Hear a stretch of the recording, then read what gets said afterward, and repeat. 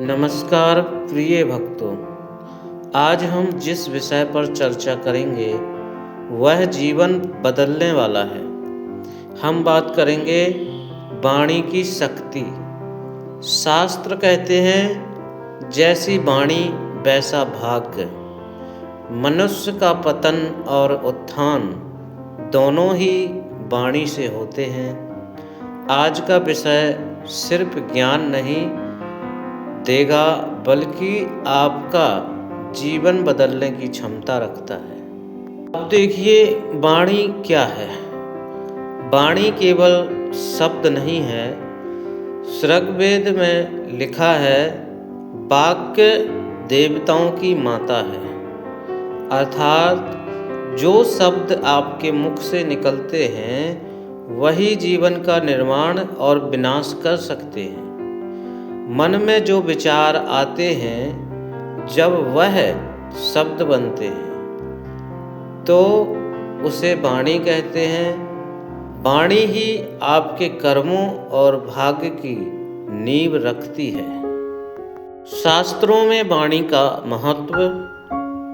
मनुस्मृति कटु वचन बोलने वाला स्वयं को ही जलाता है, और रामचरितमानस में श्री तुलसीदास जी कहते हैं सिए राम मैं सब जग जानी, करहूँ प्रणाम जोरी जुग पानी।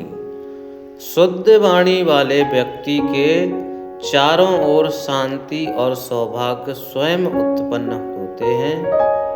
वाणी और कर्म का गहरा संबंध। श्री कृष्ण ने अर्जुन से कहा मनसा वाचा कर्मणा। जो आप सोचते हैं, जो आप बोलते हैं और जो करते हैं, तीनों का फल निश्चित है। अगर आप कहते हैं मेरा भाग्य खराब है, तो आपने स्वयं अपने भाग्य पर मुहर लगा दी है। शब्द बीज होते हैं। जैसे बीज जमीन में अंकुरित होते हैं, वैसे ही शब्द समय आने पर परिणाम देते हैं। अब देखिए वाणी कैसे जीवन बिगाड़ देती है।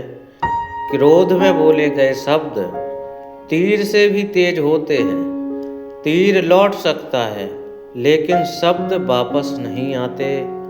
महाभारत में युद्ध केवल अस्त्रों से नहीं हुआ बल्कि कटु वचनों से शुरू हुआ।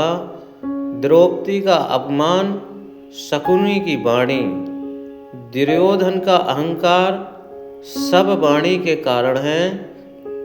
कटु वाणी रिश्तों को तोड़ देती है और मीठी वाणी मित्र और भक्त दोनों को जोड़ती है। अब सुनिए मीठी वाणी का चमत्कार। शास्त्र कहते हैं सत्यम ब्रूयात प्रियम ब्रूयात। सत्य बोलो लेकिन प्रिय बोलो। यदि आपकी वाणी में सत्य, करुणा और शांति है तो वह मंत्र बन जाती है। हनुमान जी की सबसे बड़ी शक्ति उनकी वाणी थी। उन्होंने माता सीता से कहा मैं राम का दास हूँ, और यही वाक्य आशा बन गया। मीठी वाणी लक्ष्मी जी को बुलाती है, कटु वाणी लक्ष्मी को भगाती है। अब सुनिए वाणी शुद्ध करने के उपाय।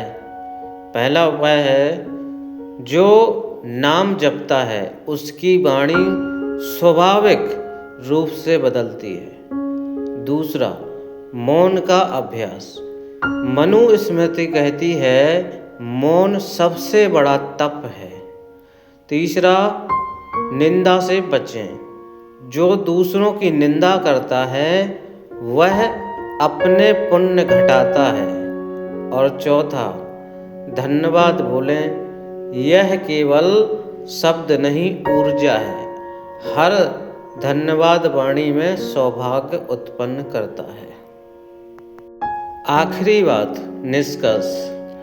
अगर आपने समझ लिया है कि वाणी ही भाग्य और जीवन का तय करती है। तो जीवन बदलना तय है।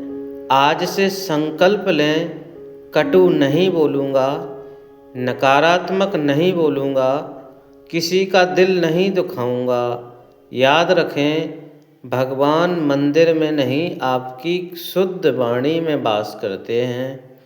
जिस दिन आपकी वाणी शुद्ध होगी, आपका जीवन स्वयं पवित्र होगा और सुखमय हो जाएगा। हरि ओम।